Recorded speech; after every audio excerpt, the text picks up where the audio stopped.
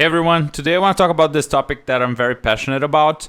In recent times with artificial intelligence and everything, I think it's becoming even more important. If we look at what artificial intelligence and image generation algorithms are doing, they are just creating images deriving from a lot of images that it has seen before, but not conveying any kind of emotions. And finding beauty on the ordinary, I think it's definitely something that is intrinsically human. All started with a post by Nikola Uribe on his Instagram. He posted this painting in there. I always wanted to make this post, and I think it was the perfect timing to do so. It's just a paper bag. But on the other hand, and you probably will agree with me, it's very beautiful, well executed. But not only that, we can see all the accents that he did, both on colors and temperature, as well as value, and some of the highlights here on the handles, as well as some of the shapes that we can see on places that are not like very straight. So it's just a simple paper bag, and it has a lot to do to tell us and show what he's interested in, what he looks for, what he's curious about, and how he can try and translate that through painting. It has a lot to do with the video I did on how to draw anything and being curious. I think it's a biggest part of being human and expressing through your art. So that's what I want to talk about throughout the video. The second example from Tsutsumi, definitely follow the people that you've seen here on Instagram and all. The decisions taken here, first of all, to paint a white plate without any details on it, and like 2 eggs broken into it.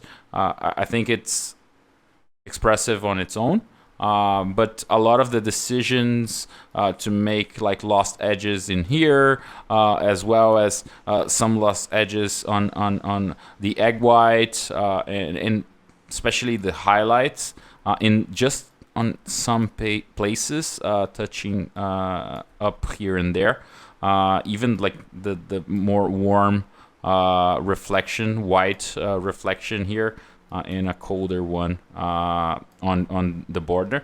So using these different temperatures to highlight, it's just the cherry on top of the cake for me on this beautiful work.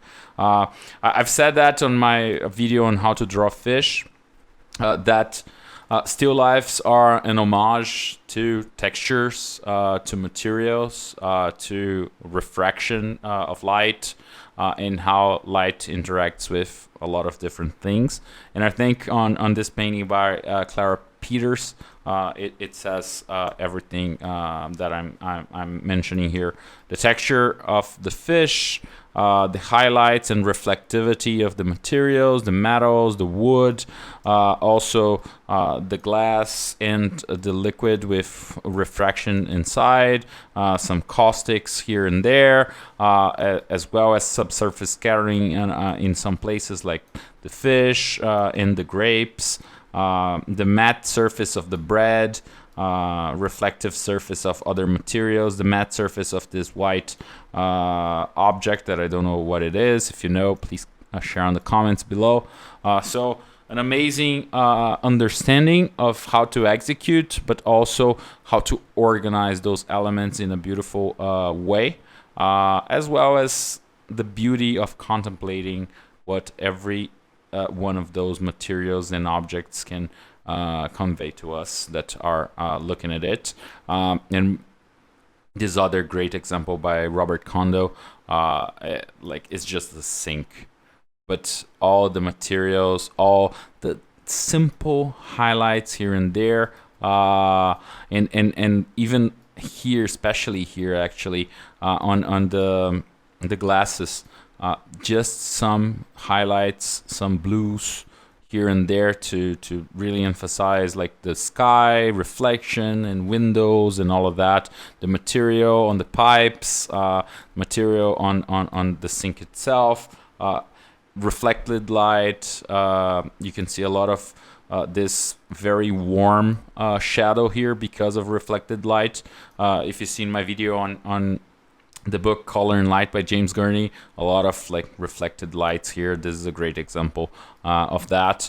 And the relationship of warm versus more cool colors in terms of shadows. Here also warm shadows because of reflection. So a lot of stuff that is painting, but he's conveying what he's looking at and what he wants to emphasize. I think before AI turns sentient, we won't find that in any piece of image that it comes up with.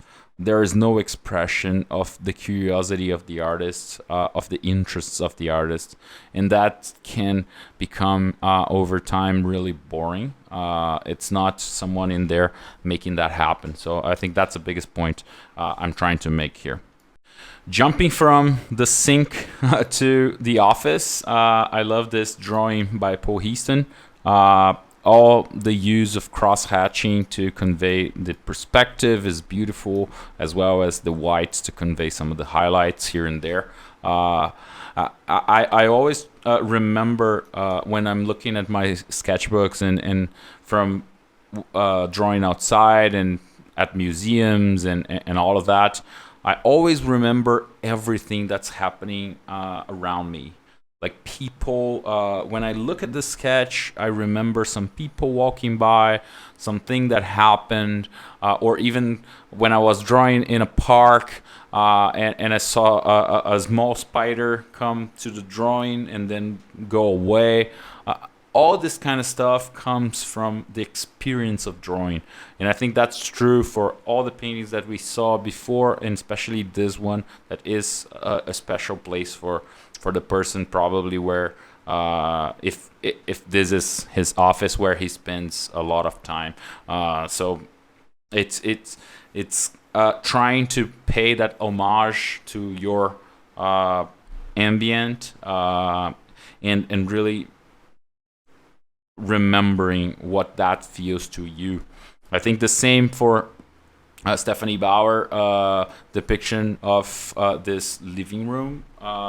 And it's funny that for my video on how to draw anything, in the Brazilian Portuguese version that I did for my other channel, I used the word visit as the structure of that discussion, as much as I use serious and curious for the video in English, and the visit side of it, I think it's a big topic here. It's a visit to a relative. It's an interesting place for her. I think she mentions that on her post. So really great depiction, and as well as technique to come up with this very pleasant side of the room that we wouldn't look at artistically otherwise. I think the same for Zbukvic in this depiction of like a cafeteria. Once again, materials, lost edges. I love this lost edge here. And also on the clothes, you have a lot of lost edges when you're talking about watercolors, but we definitely probably wouldn't look at this this way in this depiction. I think the same for this kitchen by Zbukvic. So it's a great example of use of warm highlights, as well as the texture in the wall, all to create a very interesting dynamic inside the image. Unexpected, and it's a visit to that specific environment. The same for Sargent's staircase. I believe that is in Capri or Morocco. I don't know for sure, to be honest, but it's amazing to see the first of all, the interest in painting a white or like light staircase with light coming down. It's a challenge on its own to really understand perspective and convey that, especially with a projected shadow here. And the use of cold, more like cool, warm colors on one side and cool colors on the other side to create contrast here, contrast of values as well. A little bit of atmospheric perspective. We discussed that on James Gurney's books as well. Reflected light from the wall on the shadows. So you have a lot here. You have more here than here because of this shadow. You have a lot of variety inside the shadow of values and colors as well.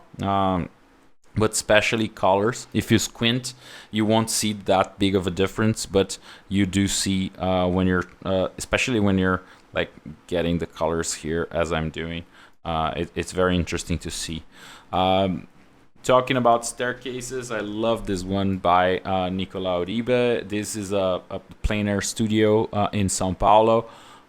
It's a great place. I've been there. I've done studied there multiple courses, and it's a special place. And it was depicted in this very intimate, sincere way. Probably paying homage to Sargent as well, but trying to understand what differs and the reflectability of the floor, the broom here. And this is Nicola's sketchbook, so it's you can see the fold area. So it's crazy to see the kind of work he does with oils on his sketchbook.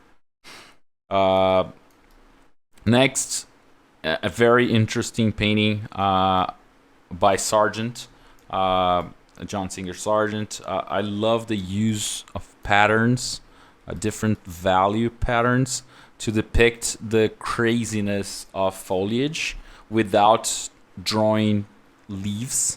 You can't find maybe one leaf that is drawn here, but you understand everything that's happening and all the leaves that are in there, in the pairs as well. So it's the beauty not of the fruit itself, but of the whole place, the whole picture, and how to translate that. I think that's pretty beautiful.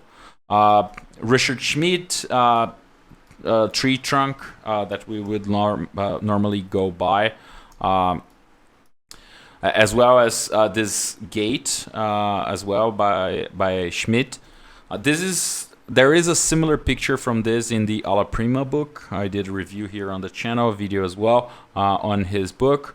It's an amazing book, as well as an amazing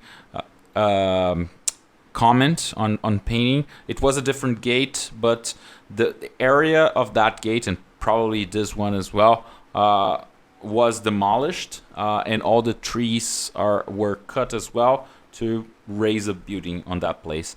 So it's interesting to see not only experiencing the place as well as creating an image for like perpetuity of what that looks like and what that felt like through painting. It's not only a picture, photograph. It's more of the sensation of being there, the colors, what they look like, and closer to reality through the eyes of the painter. So I think that's pretty beautiful. I see the same here with Dai Tsutsumi. This image by Dice is some place you wouldn't stop and look carefully, and he did an amazing job turning that into a beautiful work of art. The rocks and the faces up having more like a cool color versus the warm earthy tones and the greens. So yeah, pretty beautiful. I love this work by my friend Eduardo, like choosing to, this is from Porto in Portugal, And Porto has a lot of beautiful architecture, a bridge that is very famous and all. So it's very interesting that he chose to depict a brick wall, a simple, like plain brick wall. And I find it beautiful. The choice is great. The use of textures and the way he organized the reading on those textures, it's really interesting and beautiful. As well as this truck. It's a normal like street market truck that we have a lot here in Brazil. Brings like fruits and vegetables and all of that. And it's great to see that he stopped to look at it and analyze and really experience that moment. I see a lot of those. I've never stopped to really draw them or paint them. I think this is a great opportunity, and let me know in the comments if you did so and if you are going to do that now. So one more by John Sweeney. If you saw my video on The Last of Us, you definitely saw this. It's just a simple window, but like it's completely beautiful. I love this. Great image, as well as this one by Joaquin Sorolla. I've been to Venice recently, and I went to a lot of places that John Singer Sargent sketched, and they are really like simple alleyways and houses just like this. I think this is in Spain, but it's a similar simple houses, and he brings a majestic look to that. I think here Joaquin Sorolla did the same. And there are other amazing paintings by both these guys that really convey this kind of message. And I think the important message here is, if you haven't painted, if you are not a painter or a drawer or anything, try and experiment life through art a bit. Use that. So some people use as therapy. Some people use as self-expression and all of that. And that's something that definitely AI or any artificial intelligence algorithm or anything like that, at least will take a long time to get there until they're sentient and we look at that. And even though it's a robot doing that, will that have the same feeling for us humans of what the human experience of everyday life, of the ordinary looks like? It's kind of philosophical and crazy at some point, but I hope you enjoyed this ride. Let me know other paintings or painters of the ordinary that you enjoy, or things, ordinary things that you have drawn or painted. I would love to read some of those comments and the community share as well. I hope you enjoyed the video.